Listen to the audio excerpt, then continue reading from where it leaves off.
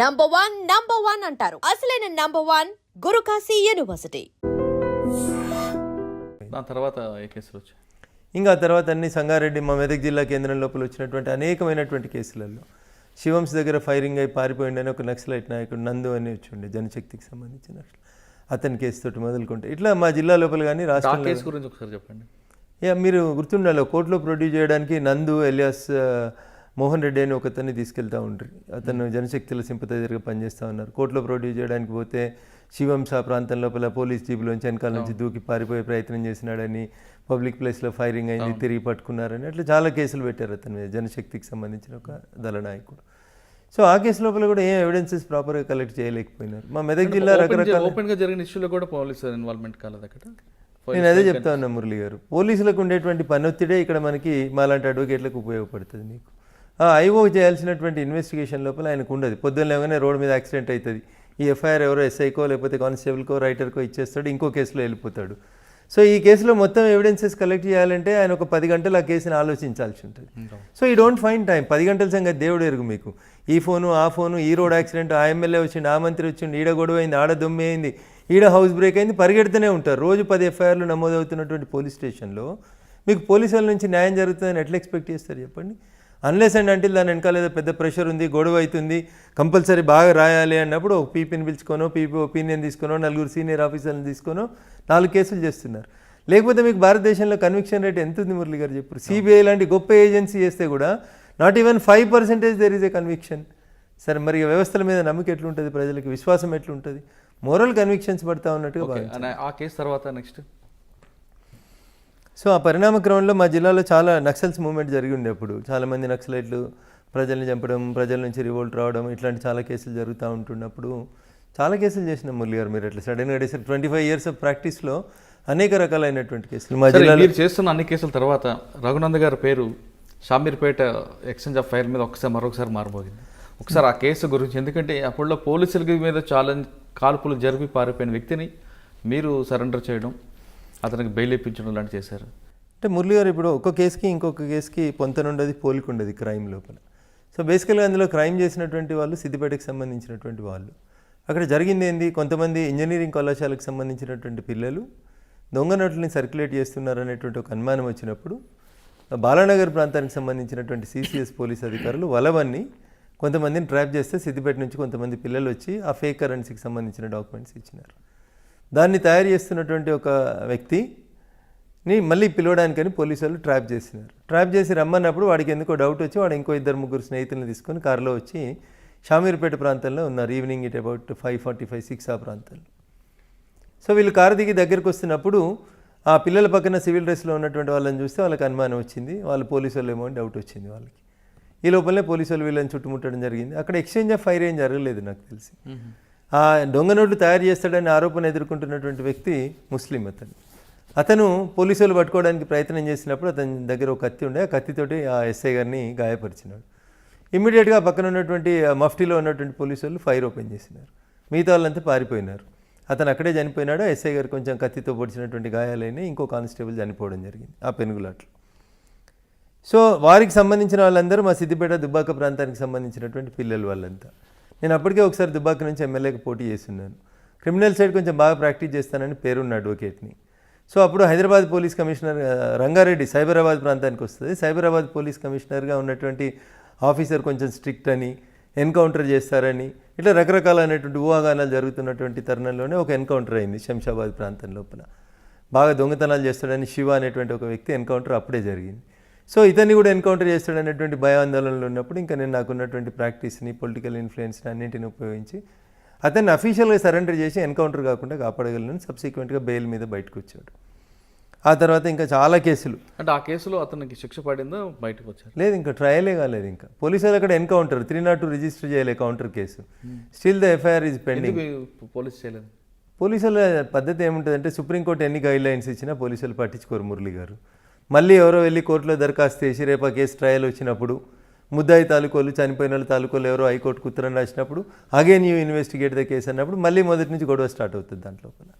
అది మీరు చేసుకున్న కేసులో ఇప్పుడు షామీర్పేట కేసులో అతను ఫేక్ కరెన్సీ తీసుకురావడం కరెక్టే, తర్వాత మీ క్లయింట్ వాళ్ళ మీద దాడి చేయడం కరెక్టే కదా, మరి ఇప్పుడు చనిపోయినటువంటి వ్యక్తి నా క్లయింట్ కాదు బేసికల్గా. కాదు. ఎవరైతే కారు తీసుకొని తన కారులో హైదరాబాద్ దాకా పోదాని రమ్మని ఆ చనిపోయినటువంటి వ్యక్తి రిక్వెస్ట్ చేస్తే వచ్చినటువంటి వ్యక్తులు ఎవరైతే ఉన్నారో వాళ్ళకి ఆ దొంగ నోట్లకి సంబంధం లేదు, వాళ్ళకి క్రైమ్కి సంబంధం లేదు. వాళ్ళ క్రైమ్ చూస్తుండగానే ఆ ఫైరింగ్, ఆ ఎక్స్చేంజ్, వీళ్ళ గొడవ చూడగానే పోలీసులు అందరిలోగానే పారిపోయినారు వాళ్ళకి సీన్ నుంచి. బట్ అక్కడ అతను చనిపోయినాడు, ఒక కానిస్టేబుల్ చనిపోయినాడు. కాబట్టి ఎవరో ఒకరి మీద కేసు అయితే చేయాలి కదా. ఆ పారిపోయినటువంటి వ్యక్తుల మీద కేసు అయింది. So I don't feel that they are the criminals, but వాళ్ళని ఎవరో ఒకరిని ఆరోపణ చేయాలి కదా. ఒక కానిస్టేబుల్ చావు కారణమైనారు, ఒక ఇతను పిల్లోడు ఒకతను సిద్దిపేట అతను చనిపోయినాడు, కంపల్సరీ కేసు దాని కౌంటర్ కేసు రెండు ఉండాలి. కానీ ఒకటే కేసు కట్టి ఈ అబ్బాయి మీద కేసులు చేస్తూ ఉన్నారు. So that case I'm doing trial. ఇంకా ఛార్జ్షీట్ ఫైల్ కాలేదు, దాంట్లో ఫైల్ అయితే కేసు. కానీ ఆ కేసులో మీకు బాగా ఒత్తిడి వచ్చినట్లుగా తెలుస్తుంది. అంటే రెండు రకాలుగా ఒత్తిడి వచ్చింది. ఒకటి కాన్స్టిట్యున్సీలో సంబంధించినటువంటి ఒక కాస్ట్, మేజర్ కాస్ట్కి సంబంధించినటువంటి పిల్లలు వాళ్ళందరూ. కాబట్టి ఆ కాస్ట్ నుంచి ఏదో ఒక రకంగా మా పిల్లల్ని కాపాడాలనేటువంటి ఒత్తిడి ఒకవైపు నుంచి అయితే, పోలీసుల వైపు నుంచి అటువైపు మీరు ఉండొద్దు, ఇది అన్యాయం, మా పోలీసు వాళ్ళు ఇంజూర్ అయినటువంటి కేసులలో కూడా మీరు రావడం మాకు బాధాకరం అని చెప్పి తెలిసిన పోలీస్ ఆఫీసర్స్ కొందరి నుంచి కొంత ఒత్తిడి. బట్ ఒకసారి వకాలత్ తీసుకున్న తర్వాత మురళి గారు మీకు తెలియదు, క్లయింట్ ఈజ్ ఇంపార్టెంట్ మాకు. అట్లా తర్వాత ఇంకే కేసులు వచ్చారండి? చాలా కేసులు మురళి గారు. ఇప్పుడు నయీం కేసు వచ్చింది, డ్రగ్స్ కేసు వచ్చింది. ఈ రాష్ట్రంలో సంచలనం సృష్టించిన ప్రతి కేసు వెనకాల ఐదర్ అటో ఇటో ఎటో ఒక దిక్కు నేను వకాలత్ చేస్తూనే వస్తూ ఉన్నాను. కాకపోతే రాజకీయాల్లో ఎక్కువ యాక్టివ్గా ఉంటున్నాం కాబట్టి అన్ని కేసులలో మనం డైరెక్ట్ పక్కన పెడితే మీ నయీం కేసు కూడా బాగా సెన్సేషన్ అయింది. అంటే అందులో నయీం 1000 కోట్లు సంపాదించారు, తర్వాత ఒక అసాంఘిక శక్తిగా మారాడు కాబట్టి ఎన్కౌంటర్ చేశాం అని పోలీసులు చెప్తున్నారు. మరి మీరు అటువైపు నుంచి నిలబడి వాళ్ళకి, అంటే నయీం కుటుంబ సభ్యుల వైపు నిలబడి మీరు వాళ్ళకి ఏ విధంగా న్యాయం చేస్తారు? ఇప్పుడు నయీం అయిన తర్వాత నేను వాళ్ళ తరఫున వకాలత్ చేస్తున్నాను. మిగిలింది ఎవరు? భార్య, పిల్లలు, చిన్నపిల్లలు, 10th క్లాస్ ఇంటర్మీడియట్ చదువుతున్నటువంటి పిల్లలు, ఒక ఆడపిల్ల 5th 6th చదువుతున్నటువంటి అమ్మాయి. వాళ్ళని తీసుకెళ్ళి హోమ్లో ఉంచారు, వాళ్ళ మదర్ని తీసుకెళ్ళి జైల్లో వేశారు, ఆమె మీద పీడీ యాక్ట్లు పెట్టారు. సరే, నయీం ఏం చేసినాడు అనేది పోలీసులకు తెలుసు, నయీంకి తెలుసు, మీకు తెలుసు మురళి గారు. వైఫ్కి అయితే తెలియదు కదా. వైఫ్ నోటీస్లో ఆమె కూడా బెదిరిస్తుంటే ప్రాపర్టీ అంతా ఆమె పేరు ఉంది అంటున్నారు పోలీసు. ఐ డోంట్ థింక్ అందులో చాలామందిని ముద్దాయిలుగా చూపెట్టినట్టున్నారు. నయీంకి బినామీలుగా చాలామందిని చూపెట్టినట్టు కనబడతా ఉంది. వైఫ్ పేరు మీద ఉన్నటువంటి ప్రాపర్టీస్ తక్కువ, అందులో నాకున్నటువంటి అంచనా మేరకి. కుటుంబ సభ్యుల పేరు మీద ఉన్నటువంటి ప్రాపర్టీస్ తక్కువ, బయట వ్యక్తుల పేరు మీదనే ఎక్కువ ప్రాపర్టీస్ ఉన్నాయి అందులో. అదొక ప్రైవేట్ సామ్రాజ్యంగా విస్తరించేటువంటి ప్రయత్నం చేసినట్టు కనబడతా ఉంది ఆ కేసు. దాంట్లో కూడా I don't think the investigation is proper Murali గారు. ఎందుకంటే ఎప్పుడో 15 సంవత్సరాల క్రితం తూపురానికి వెళ్ళి తీసుకుపోయిన ఆయన చంపేసిండు నయీమని 15 సంవత్సరాల తర్వాత ఛార్జ్షీట్ వేస్తే ఏం మిగులుతుంది కేసులో మురళి గారు? మీరు చెప్పండి. ఎక్కడో శ్రీశైలంలో మర్డర్ చేసిరంటారు, శవం దొరకది, చంపిన వాళ్ళు లేరు, డైరెక్ట్ ఎవిడెన్స్ లేదు. 15 సంవత్సరాల క్రితం ఏదో తప్పిపోయినటువంటి మనుషుల ఖాతానంతా నయీమే హత్యలు చేసిండని చెప్పి చేస్తే అందులో భార్య పిల్లలకి ఏం సంబంధం వస్తుంది? How you will establish the crime? మీరు ఆమె వైపు నిలబడినా సరే పోలీసులు ఆమెకి మళ్ళీ ఆ కేసుతో పాటు చాలా కేసులు అరెస్ట్ చేయడం, రిపీట్గా అరెస్ట్ చేస్తున్నారు. మరి ఆమెకి ఎక్కడ న్యాయం జరిగినట్లు అనిపిస్తుంది? ఇప్పుడు ఒక దశలో మేము దాంట్లో హైకోర్టును మూవ్ చేయాలనుకున్నాం. ఇప్పుడు ఒక కేసులో అరెస్ట్ చేస్తారు, బెయిల్ తీసుకోగానే మళ్ళీ ఇంకో కేసులో అరెస్ట్ చేస్తారు. ఒక 100 కేసులు ఆమె మీద నేరం ఆరోపించబడితే మురళి గారు, పోలీసు వాళ్ళు ఆలోచించాల్సింది ఏంటంటే, ఒకటే క్రైమ్కి సంబంధించి లేదా ఒకటే కుటుంబానికి సంబంధించి మీ దగ్గర 100 కేసులు ఉన్నాయి. ఒక కేసులో అరెస్ట్ అయినప్పుడు మిగతా కేసులలో కూడా పీటీ వారెంట్లు వేస్తే అయిపోతుంది కదా. ఆమెను ఇప్పటికి 4 సార్లు అరెస్ట్ చేసినారు. ఒకసారి పీడీ కేసు పెట్టినారు, పీడీ కేసుని హైకోర్టు కొట్టేసింది, ప్రివెంటివ్ డిటెన్షన్ కేసుని. సో కాబట్టి ఆ కేసు లోపల పోలీసు వాళ్ళు ఎందుకు నయీంను పెంచినారు, పోలీసు వాళ్ళు నయీం తోటి మంచి చేయించినారా, చెడు చేయించినారా, నయీం అవసరం పోలీసులకు ఎంతసేపు ఉంది అనేది పోలీసులు, ఆయనతో పనిచేసిన పోలీసులు కానీ లేదా ఆయనతో పని చేయించిన పోలీసు అధికారులకు కానీ బాగా తెలిసి ఉంటుంది మురళి గారు. ఆయన పోయిన తర్వాత ఆయన భార్య కూడా ఆ క్రైమ్లలో ముద్దాయి అని చెప్పి పెట్టడాన్ని నేను అపోజ్ చేస్తూ ఉన్నాను. మిగతా గ్యాంగ్స్టరు, మిగతా వాళ్ళు ఉన్నారు, నక్సలైట్లు ఉన్నారు, లొంగిపోయిన నక్సలైట్లు ఉన్నారు, ఇతరులు ఉన్నారు అంటే అది వేరే అవుతుంది మురళి గారు. కుటుంబ సభ్యులు, ఇంటర్మీడియట్ చదివే కొడుకో, 7th క్లాస్ చదివే కూతురో, లేకపోతే ఏం తెలియని అమాయకులైనటువంటి వైఫ్నో సిస్టర్నో క్రైమ్లో ఇన్వాల్వ్ చేయడం సరైంది కాదండి. అంటే మీరు అన్నట్లుగా నయీం బతుకున్నప్పుడు ఎక్కడ కూడా నయీం వైఫ్ కానీ తమ్ముళ్ళు కానీ ఎవరు కూడా బెదిరిస్తున్నట్లు కానీ స్క్రీన్ మీద రాలేదు. కానీ చనిపోయిన తర్వాత నయీం వైఫ్, నయీం బావ, నయీం చెల్లు బెదిరిస్తున్నారంటూ వాళ్ళని పదే అరెస్ట్ చేయడం ఎంతవరకు కరెక్ట్ అంటారు? ఇప్పుడు ఏం చేయాలో తెలియక తప్పనిసరి పరిస్థితులలో ఎవరినో ఒకరిని ముద్దాయం చేయడం తప్ప ఏం లేదు అందులో మురళి గారు. కానీ వాళ్ళకి మానసిక క్షోభ ఉంటుంది కదా. అదే చెప్తా ఉన్నాను నేను మీకు. అక్కడ వాళ్ళు నష్టపోతూ ఉన్నారు తప్ప నయీం బతుకున్నప్పుడు జరిగినటువంటి నేరాలు ఏమైనా ఉంటే వాటి మీద నయీం బాధ్యుడు అవుతాడు. నయీంతో పాటు ఇంకెవరైనా క్రైమ్ చేసి ఉంటే వాళ్ళు బాధ్యులు అవుతారు. ఆయన పోయిన తర్వాత ఆయన కుటుంబ సభ్యుల్ని అరెస్ట్ చేయడం అనేది అన్యాయం. అందులోపల చెల్లె చేసింది, అక్క చేసింది, చెల్లెకి నడవరాదు, అక్కకు పరిగెత్తరాదు, తమ్ముడు లేనే లేడు, తమ్ముడిని నక్సలైట్లే చంపేసినారు. ఇంకేముంటుంది అక్కడ కేసులో ఏం బలం ముసలమ్మ తల్లిని కూడా ఆమెను కూడా 84 ఇయర్స్ ఉన్న ముసలోళ్ళని కూడా తెచ్చి రిమాండ్ చేసుడు దానివల్ల ఏం సాధించగలుగుతారు మురళి గారు? కానీ వాళ్ళ మీద మీరు పిటిషన్ వేయచ్చు కదా. వేస్తూ ఉన్నాం కానీ కోర్టులు కూడా నయం కేసు అనేసరికి కొంచెం మీకు తెలుసు కదా మురళి గారు, భయపడతా ఉంటారు, ఓపిక వినాలంటారు, టైం తీసుకోండి అంటారు. ఒక్కొక్క బెయిల్ పిటిషన్ రావడానికి 3 నెలలు 6 నెలలు పడతా ఉంది.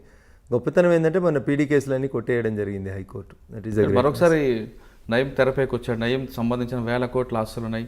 నయం ఇంట్లో వంట మనిషి పేరు మీద ఈ మొత్తం ప్రాపర్టీ ఉంది అంటున్నారు. ఇప్పుడు ఈ దేశం లోపల బినామీ ఆస్తుల చట్టం ఒకటి వచ్చింది మురళి గారు. నిజంగా పోలీసు వాళ్ళు ప్రాపర్గా ఇన్వెస్టిగేట్ చేస్తే అవన్నీ చట్టాలను ఉపయోగించుకొని అక్కడ ఆస్తుల్ని సీజ్ చేయడానికి స్కోప్ ఉంది వాళ్ళకి.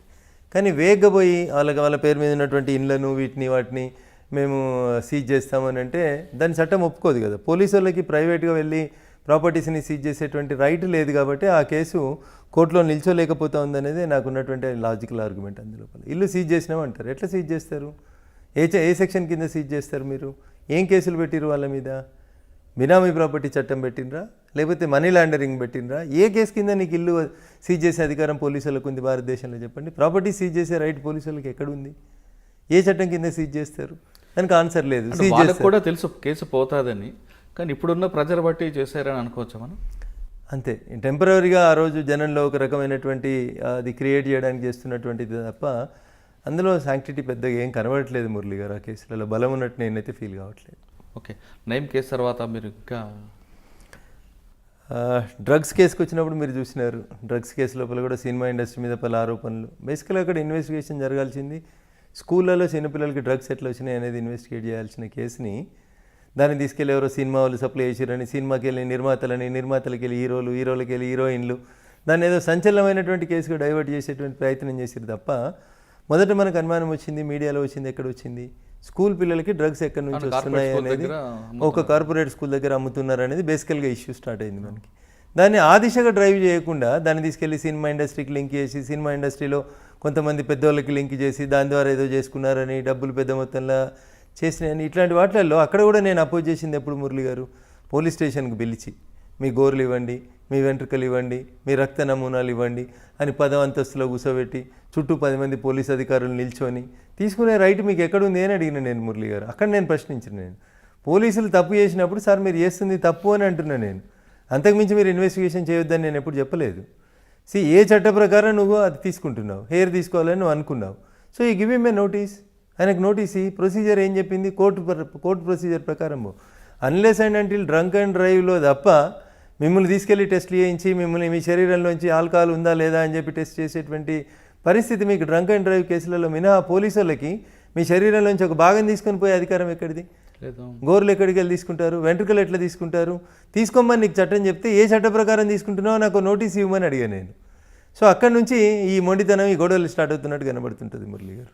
దాంట్లో కూడా హైకోర్టు అదే చెప్పింది. మేము కేసు ఫైల్ చేసిన తర్వాతనే మీరు ఎవరిని పిలిచినా వాళ్ళ కాన్సెంట్ లేకుండా వాళ్ళ శరీరంలోని ఏ పార్ట్ కూడా తీసుకోవద్దు అని చెప్పింది. అది నేచురల్ జస్టిస్ మురళి గారు. అది అక్కడే గొడవ స్టార్ట్ ఆ కేసులో అంత హైప్ తీసుకొచ్చిన పోలీస్ ఆఫీసర్స్ అంటే ఎక్సైజ్ డిపార్ట్మెంట్ తర్వాత చార్జ్ షీట్ వేసిన అంత పెద్ద ప్రయోజనం కనిపించట్లేదు. ఏం పర్లేదు. కొండందవి ఎల్కను కూడా పట్టలేకపోయినారు మురళి గారు. నేను అదే చెప్తా ఉన్నా మీకు. When you have consumed a drug or myself I have consumed a drug అనుకోండి, అది ఎంతకాలం ఉంటుంది మన శరీరం లోపల? ఏ రోజు కన్జ్యూమ్ చేసిన డ్రగ్ ఎక్కడిది? ఇండియాలోకి ఎప్పుడు వచ్చింది? సప్లై చేసింది ఎవరు? తీసుకెళ్ళింది ఎవరు? ఇట్లా అసలు ఏమైనా సైంటిఫిక్ ఎవిడెన్సే లేకుండా మురళి గారు సంచలనాల కోసం కేసులు చేస్తాం, టీవీలలో బ్రేకింగ్ల కోసం స్క్రోలింగ్ల కోసం కేసులు చేస్తామంటే ఎట్లా కుదురుతుంది మురళి గారు? ఇప్పుడు మీరు చెప్తున్న డ్రగ్ కేసులో కూడా మీకు తెలుసు, జనానికి తెలుసు ఆ కేసులో ఏం జరగదు, మీరే అంటున్నారు కొండంతా వెలంకి పట్టేట్లు. కానీ వాళ్ళకి జరగాల్సిన డ్యామేజ్ ఆల్రెడీ జరిగింది కదండి. సో లాభం జరిగిందా దానివల్ల నష్టం జరిగిందా అనేది నేను ఇప్పుడే చెప్పలేను సార్ మీకు. సో కొంత సినిమా ఇండస్ట్రీ భయపట్టింది, కొందరు సినిమా హీరోలు ఆందోళనకు గురైనారు, డబ్బులు ఖర్చు పెట్టుకున్నారు, రకరకాలైనటువంటి ఇబ్బందులు పడ్డారనేటువంటి మాట వాస్తవం మురళి గారు. సో ఒక కేసుని కప్పిపుచ్చడానికి మీరు అప్పుడు తెలంగాణ రాష్ట్రంలో జరిగిన 1, 2, 3, 4 కేసులని వరుసగా చూస్తే ముందు డ్రగ్స్, తర్వాత నయీము, ఆ తర్వాత మియాపూరు, ఇట్లా ఒకటి తర్వాత ఒకటి ఒక గీతని తుడపకుండా దాని పక్కన ఒక పెద్ద గీత గీసి ఈ గీతని పక్కకి జరిపినట్టు కంటిన్యూస్గా వస్తున్నటువంటి ఆ క్రైమ్లకు సంబంధించినటువంటి సంఘటనల్ని పక్కదారి పట్టించడానికే ఒకదాని తర్వాత ఒక సంఘటనని బయటికి తీసుకొచ్చినట్టు కనబడుతుంది తప్ప ఏ ఒక్క సంఘటనలన్నా చివరిదాకా ఇన్వెస్టిగేషన్ కొనసాగి దోషుల్ని కోర్టు ముందు నిలబెట్టి ఒక్క కేసు చూపెట్టండి సార్ మీరు. అదే మీరు చెప్తున్నారు ఒక కేసు కూడా ఓటుకు లేదు, మియాపూర్ భూములు సార్ నిజామాబాద్లో మీరు చూసినారు, అక్కడ బార్డర్ దగ్గర చెక్ పోస్ట్ దగ్గర 250 కోట్లు దొంగ రిసిప్ట్లు ఇచ్చినారని, సేల్స్ ట్యాక్స్లు కమర్షియల్ ట్యాక్స్లలో పెద్ద కుంభకోణం జరిగిందని, సిఐడి ఎంక్వైరీ అవుతుందని, ఇది అవుతుందని, ఏది కానీ మీరు చెప్పండి, సంచలనం కోసమే చేసిరు తప్ప whether anybody is properly penalised or whether anybody is properly charge sheeted అనేది ఒక కేసు చెప్పండి సార్ నాకు. అది నీమ్స్లో స్టంట్స్ కాడ నుంచి మొదలుకుంటే ఇప్పుడు నడుస్తున్న ఈఎస్ఐ దాకా ఎన్ని కేసులు బయటకు వచ్చినా అవి కేవలం సంచలనంగా 4 రోజులు వార్తలలో వచ్చేందుకు తప్ప, కానీ మధ్యలో ఎంసెట్ కేసు మాత్రం బాగా సక్సెస్ అయినట్లుగా అనిపిస్తుంది. దోషులు ఎవరు దొరికినారు చూడండి దాంట్లో. బీహార్ నుంచి వాళ్ళు దొరికారు కదా. I don't think they are the original culprits sir. ఇంకా తెలంగాణలో ఉన్నటువంటి అసలు పెద్ద మనుషులను అయితే బయటికి తెచ్చినట్టు నేను అనుకోవట్లేదు సార్. అందులో కూడా అంటే వీటితో పాటు ఇంకేం కేసులు చేశారు? రెగ్యులర్గా ప్రొఫెషన్లో వచ్చేటువంటి కేసులలో గ్యాంగ్ రేప్ కేసులు, భయంకరమైనటువంటి పట్టపగల రోడ్ల మీద జరుగుతున్నటువంటి మర్డర్లు, బాగా మీకు గుర్తున్నది అంటే ఈ కేసులో పోలీసులు బాగా మంచి వర్క్ చేశారు, అయినా నేను కాపాడాను అన్నది మీకు మనసుకు నచ్చిన కేసు? ఇప్పుడు కోజీ క్లబ్లో ఒక ఇన్సిడెంట్ జరిగింది. కోజీ క్లబ్లో ఒక అమ్మాయి అబ్బాయి కలిసి వచ్చారు, ఒక ఇన్సిడెంట్ జరిగింది. బాయ్ ఫ్రెండ్ గర్ల్ ఫ్రెండ్ కలిసి వచ్చారు. లివింగ్ టుగెదరే తప్పు కాదని సుప్రీంకోర్టు చెప్పినాక మీరు నేను చేసేది ఏం లేదు కదా మురళి గారు. సో అనుకోకుండా అక్కడ మేనేజర్ రూమ్లో ఉన్న ఒక ఎయిర్ గన్ తీసుకొని అమ్మాయి ఆ అబ్బాయిని ఏదో మజాక్లో ఇట్లా అంటే అది ట్రిగ్గర్ ఫైర్ అయింది, ఆ పిల్లోడ్లోంచి బుల్లెట్ పోయింది. సో దాంట్లో బాధాకరమైనటువంటి విషయం ఏంటంటే అమ్మాయి ఈజ్ ఇన్నోసెంట్, ఏం తెలియదు, ఏదో కామెడీకి వచ్చినారు వాళ్ళు, అమ్మాయి అబ్బాయి కలిసి సరదాకు వచ్చేపు గడుపుదాం అనుకొని వచ్చినటువంటి సందర్భంలో అనుకోకుండా వాళ్ళకు తుపాకీ కనబడింది. అది బొమ్మ తుపాకీ అనుకుంది, but it is an air gun. Unfortunately air గన్తో కొడితే కూడా చనిపోయినటువంటి సంఘటన అది కోజీ క్లబ్. సో దాంట్లో అమ్మాయి తరఫున చేయాల్సి వచ్చింది తప్పనిసరి పరిస్థితుల్లో. తను ఒక అడ్వకేట్ కుటుంబానికి సంబంధించినటువంటి అమ్మాయి కాబట్టి పేర్లు అవన్నీ బయటకు వస్తే ఇబ్బంది అని చెప్పి అక్కడ స్థానికంగా పోలీసులు సరిగ్గా వర్క్ చేయలేదంటారు అప్పుడు. So I don't blame the police, but మాకుండేటువంటి అడ్వకేట్గా మాకుండేటువంటి అడ్వాంటేజెస్, క్లయింట్లకు ఏదైతే benefit of doubt should be given to the accused అనేటువంటి లాస్ట్ లైన్ ఒకటి ఉంటుందో అది, plus establishing the link from A to Z. English అక్షరాలు రాస్తే ఏ నుంచి జెడ్ దాకా రాస్తేనే మొత్తం ఆల్ఫాబెట్స్ కంప్లీట్ అయినట్టయితే, మధ్యలో అక్కడొకటి అక్షరాన్ని మనం లింక్ బ్రేక్ చేసినాం అనుకోరు మురళి గారు, you don't see that chain will be complete. అట్లా బ్రేక్ చేస్తాం. 302 పెట్టడంతో పాటు ఎఫ్ఎస్ఎల్ పంపడం, లోకల్గా అన్ని ఎవిడెన్స్ తీసుకొచ్చారు. సంఘటన జరిగిన తర్వాత ఫస్ట్ పోలీసు వెళ్ళడం, మీడియా కూడా దూరం పెట్టడం, అది ప్రాపర్గా జరిగిందని అనుకుంటున్నాం. మరి కానీ మీ ఎక్కడ బ్రేక్ దొరికింది? నేను అదే చెప్తా ఉన్నాను సార్, ఇన్వెస్టిగేషన్లో మాకు చాలా లాక్యునాస్ దొరుకుతాయి సార్. Not one issue. ఆ కేసు లోపల మనం సంఘటన స్థలాల్లో వాళ్ళు వెళ్ళి రూమ్ బుక్ తీసుకున్న దగ్గర నుంచి మొదలుకుంటే, రూమ్ బుక్ చేసి ఉండాలి కదా ఫస్ట్. మనం కోజీ క్లబ్లో మనం ఒక రూమ్ తీసుకున్నట్టు ఉండాలి కదా. అక్కడ నుంచి మొదలుకుంటే అక్కడ ఉన్న వాచ్మెన్ దగ్గర నుంచి అసలు ఎయిర్ గన్ ఎక్కడిది, ఎయిర్ గన్లో పెల్లెట్ ఎక్కడిది, 100 ఇష్యూస్ ఉన్నాయి సార్ అందులోపల. అంతా టెక్నికల్ ఎవిడెన్స్. పేరు మార్చి తీసుకున్నట్టుగా తెలుస్తుంది. లేదు సార్, లేదు, వాళ్ళ పేరు మీద తీసుకున్నారు. ఒరిజినల్గా వాళ్ళ పేరు మీదనే తీసుకున్నారు, అన్నీ వాళ్ళే చేశారు. అంటే ఎక్కడ మీకు బ్రేక్ కనిపించిందండి? అంటే సైంటిఫిక్ ఎవిడెన్స్లో బ్రేకేజ్ వచ్చింది అక్కడ. మళ్ళీ నేను చెప్తా ఉన్నా మీకు, ఆ ఎయిర్ గన్ మీద ఫింగర్ ప్రింట్స్ తీసుకోలేదు, ఆ అమ్మాయి ఫైర్ చేసిందని చెప్పి చెప్పలేదు, అమ్మాయి రూమ్లో ఉంది అని చెప్పి ఎవరు సాక్ష్యం చెప్పడానికి కూడా చెప్పలేదు అక్కడ. సో ఇవన్నీ సో మెనీ ఇష్యూస్. వాళ్ళ పేరెంట్స్ కూడా కోర్టుకి ప్రతిసారి కంప్లైంట్ చేసేవాళ్ళు, చనిపోయిన అబ్బాయి వాళ్ళ పేరెంట్స్, అమ్మాయి చంపలేదు వేరే వాళ్ళు చంపినారు, ఆ కేసుని ఆ దిశలో ఇన్వెస్టిగేట్ చేయండి అనేది వాళ్ళు రకరకాల కంప్లైంట్స్ పెడుతూ వచ్చినారు. ఫ్యామిలీ ఒకవైపు రావడం కూడా ప్లస్ అవుతుంది అంతే. ఆరోపణ అంతా వాళ్ళు వేరే వాళ్ళ మీదకి పోతుంది. అసలు నా కొడుకు అమ్మాయి ఎవరో తెలియదు, అమ్మాయికి చంపాల్సిన అవసరం ఏమొచ్చింది, నా కొడుకుని చంపిన వాళ్ళు వేరే వాళ్ళు, పోలీసు వాళ్ళు కావాలని ఎవరు అమాయకురాలైనటువంటి అమ్మాయి మీద పెడుతున్నారు. This is the version of the parents of the diseased.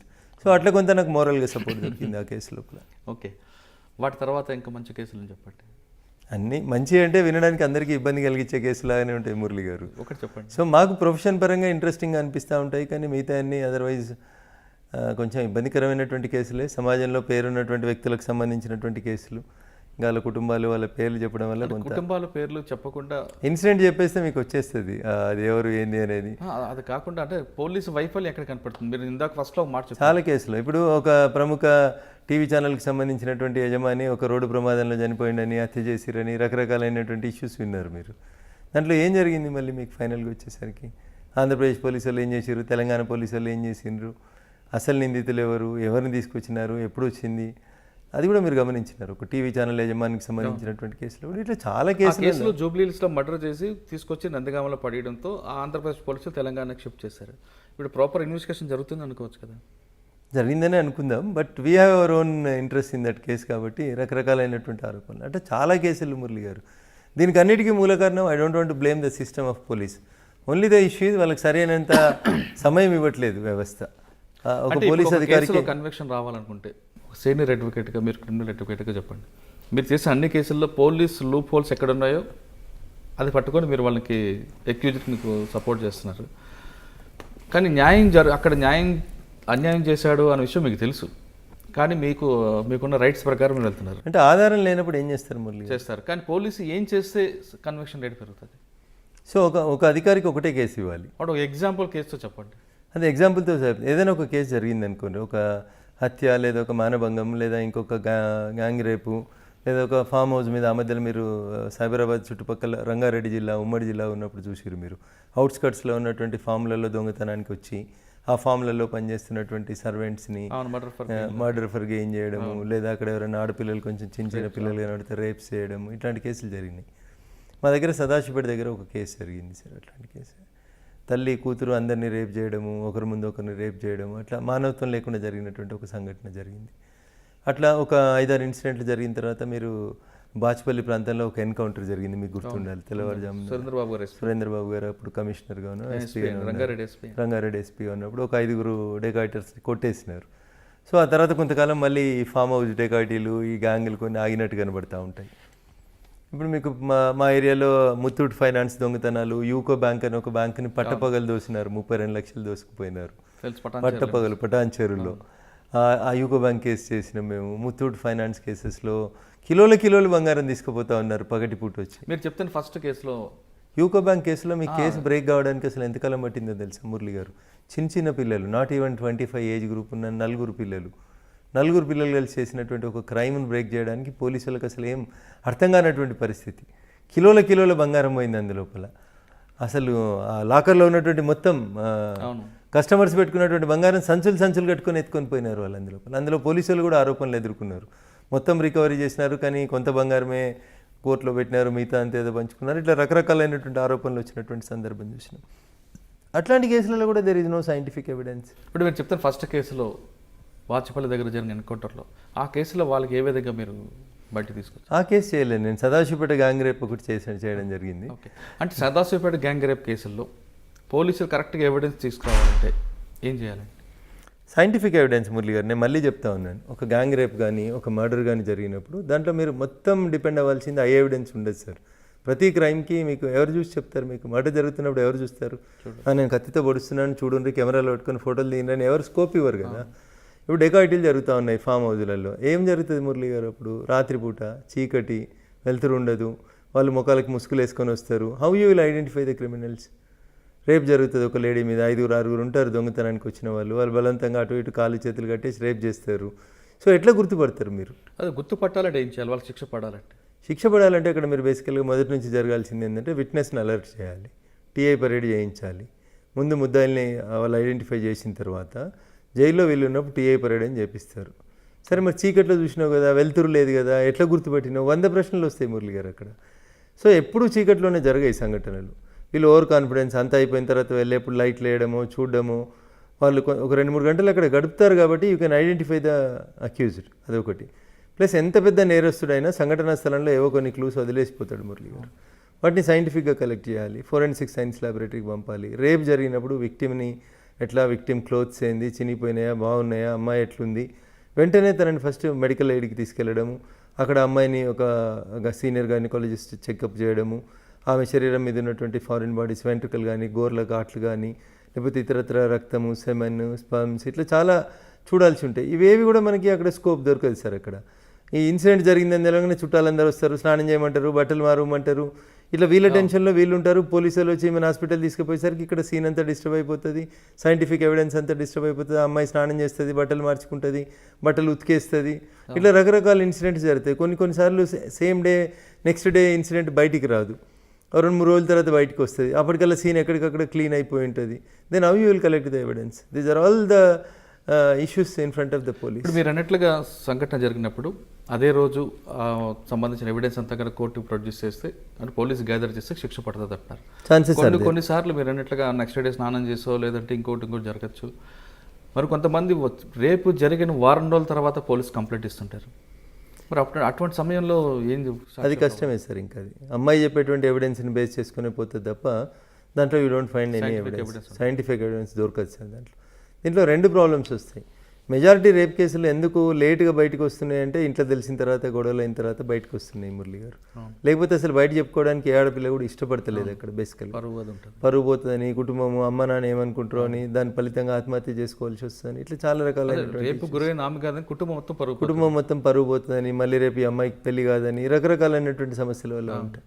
So అట్లాంటి వాటిల్లో when the matter came before the court, ఆ అమ్మాయి ఎంత కాన్ఫిడెంట్గా నిల్చొని చెప్తుంది, తన పట్ల జరిగినటువంటి అత్యాచారాన్ని ఆమె కోర్టులో చెప్పగలుగుతుందా, that is with in the 4 walls జరుగుతుంది. అందరు అడ్వకేట్లని, మిగతా వాళ్ళందరినీ, కేసుకి సంబంధం లేని వ్యక్తులందరినీ బయటికి పంపించే కేసు ట్రయల్ నడుపుతారు. కానీ అది అంత ఈజీగా కన్విక్షన్ రాదు. అమ్మాయి కొంత ఎడ్యుకేటెడ్ అయి ఉండి తనకు జరిగినటువంటి అన్యాయాన్ని పూసగుచ్చినట్టు జడ్జి గారికి చెప్పి కన్విన్స్ చేయగలగడంతో పాటు అక్యూజ్ని ఐడెంటిఫై చేయడం అనేది మోర్ ఇంపార్టెంట్. అది డే లైట్లో జరిగిందా, చీకట్లో జరిగిందా, ఎట్లా గుర్తుపట్టినామని చెప్పడానికి మనకు ఒక స్కోప్ ఉండాలి. లేదు ఆ సంఘటన జరుగుతున్నప్పుడు మనం ఏమైనా ఎదురుదాడి చేసినామా, తిరుగుబాటు చేసినామా, ఆ తిరుగుబాటులో ఆ వ్యక్తికి ఏమైనా గాయాలైనాయా శరీరం మీద, these are all things to be taken into consideration. కొన్నిసార్లు ఆడపిల్ల ఇట్లా శరీరాన్ని రక్కుతుంది, ఆ గోర్లలోకి ఏమైనా వచ్చిందా, ఆ గోర్లలో ఏమైనా ఎదురుగున్నటువంటి ముద్ద యొక్క స్కిన్ వచ్చిన DNA టెస్ట్కి పంపించి తీసుకోవచ్చు కదా మురళి గారు. సో ఎవిడెన్స్ చేయాలంటే చాలా బాగా చేయొచ్చు, చాలా చోట్ల ప్రకారం చేయలేకపోతున్నారు. పని ఒత్తిడి బేసికల్గా నేను అనేది.